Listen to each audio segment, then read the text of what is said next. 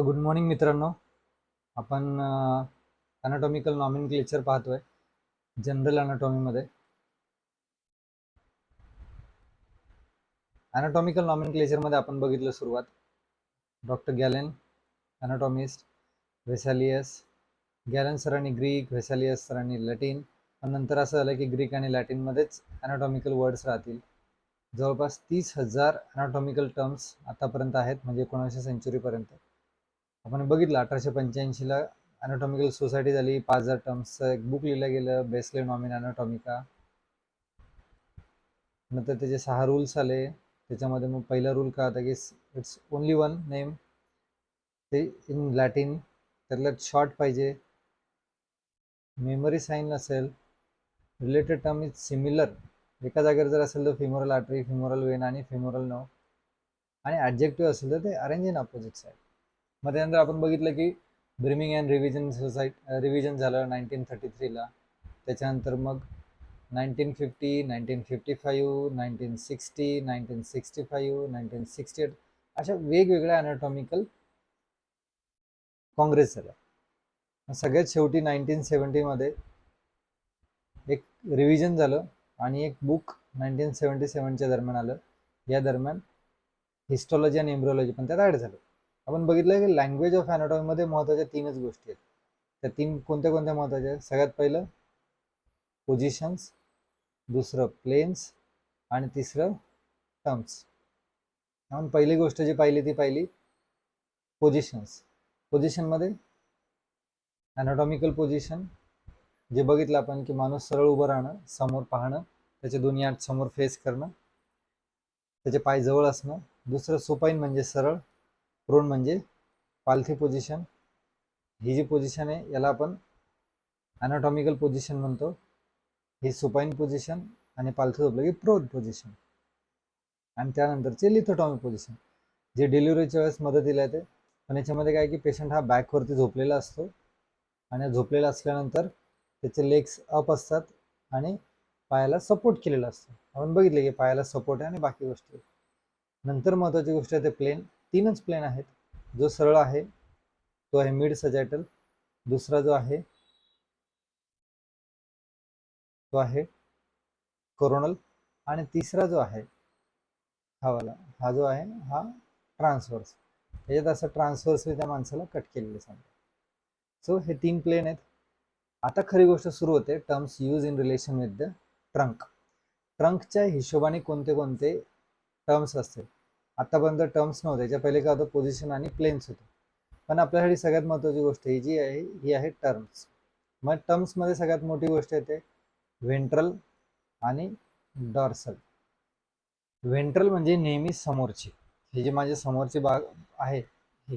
पण नेहमी लक्षात ठेवायचं हे ट्रंकशी रिलेटेड. ट्रंक कुठून सुरू होतो? तुमच्या नेक पासून थाईज पर्यंत हा जो मधला भाग आहे थोरॅक्स आणि ॲब्डोमेन, हा ट्रंकचा भाग आहे.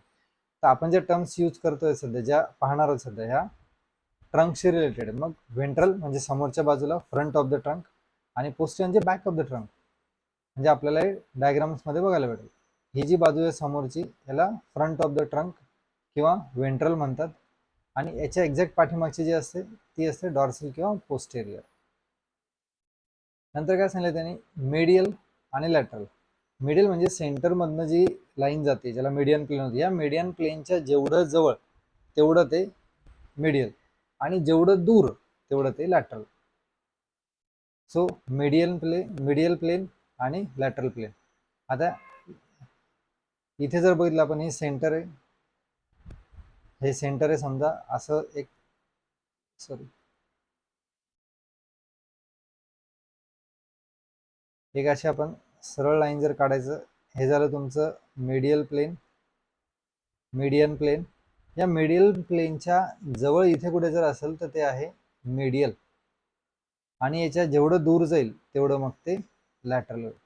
सो मीडियन प्लेनच्या जेवढं जवळ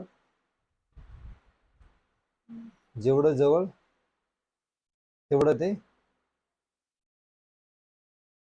मीडियल, आणि जेवढं दूर तेवढं ते लॅटरल. ही गोष्ट लक्षात आली का? खूपच इथे सगळ्यात जास्त कन्फ्युजन होतं. परत एकदा मी रिवाइज करतो की हा जो मीडियन प्लेन आहे, इथून सरळ जर आपण लाईन मारली, सॉरी, इथून सरळ जर आपण एक रेष मारली, इथून अशी सरळ जर मारली तर ही झाली मीडियन प्लेन. या मीडियन प्लेनच्या जवळ जेवढं असेल तेवढं ते मीडियल, आणि जेवढं दूर असेल तेवढं ते लॅटरल. सो हे मीडियल आणि हे लॅटरल, इथे लक्षात. आणखी कोणत्या टर्म्स आहेत ट्रंक्सशी रिलेटेड? याच्यामध्ये आहे मग प्रॉक्सिमल क्रॅनियल सुपेरियर. ॲक्च्युअली 3 वेगवेगळ्या गोष्टी, पण आपण लक्षात ठेवू. काय सांगितलं की जी गोष्ट ट्रंक्सच्या जवळ असते ती असते क्रॅनियल किंवा सुपेरियर किंवा प्रॉक्सिमल. आता हा मी बसलेलो आहे, हा माझा ट्रंक आहे. ह्या ट्रंकच्या हा जो हात आहे, ह्या हाताच्या सगळ्यात जवळची बाजू कोणती? ही प्रॉक्सिमल. आणि एक्झॅक्ट अपोजिट, जेवढी दूर तेवढी डिस्टल. म्हणजे आपण हिंदी एक शब्द असतो पास पास प्रॉक्सिमल, दूर दूर डॉर्सल. आता जर हात बघितला आपण, कोणी जर विचारलं तुम्हाला which is the proximal part, pass pass and distal दूर दूर. किंवा आपण एक सिंगल फिंगरच्या बाबतीत जर विचार केला, ह्या फिंगरमध्ये प्रॉक्सिमल कोणता, डॉर्सल कोणता? हा शरीराच्या जास्त जवळ आहे, म्हणून हा जो जॉईंट आहे हा प्रॉक्सिमल जॉईंट. हा दूरवाला जॉईंट आहे म्हणून हा डिस्टल जॉईंट. सो जर आपण फिंगरच्या बाबतीत विचार केला तर this is a proximal part, this is distal part. आता जर ह्या दोन पार्टपैकी आपण विचार केला तर हा प्रॉक्सिमल आणि हा डिस्टल. पण असं झालं की आपण ह्या दोनच्या बाबतीत जर विचार केला तर हा प्रॉक्सिमल आणि हा डिस्टल, येते लक्षात. सो प्रॉक्सिमल आणि डिस्टल, हे प्रॉक्सिमल आणि डिस्टल. प्रॉक्सिमलला क्रॅनियल म्हटले, क्रॅनियम म्हणजे हेड, कॉडल म्हणजे आपली खालची जागा. इन्फेरियर सुपरफिशियल, जी गोष्ट स्किनच्या जास्त जवळ असते, वरती वरती, ती झाली सुपरफिशियल. आणि एक्झॅक्ट त्याच्या खाली जर असेल तर डीप.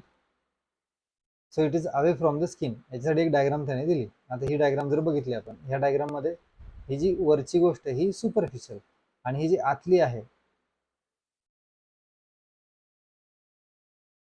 त्याच्यामध्ये जी आतली बाजू आहे ही झाली डीप. सो वरची सुपरफिशियल आणि आतली डीप. आता सिमिलरली इप्सिलॅटरल, कॉन्ट्रालॅटरल, इन्व्हेजिनेशन आणि इव्हेजिनेशन. आपण इन्व्हेजिनेशन आणि इव्हेजिनेशन बघू. इप्सिलॅटरल आणि कॉन्ट्रालॅटरल मी तुम्हाला नंतर सांगेल.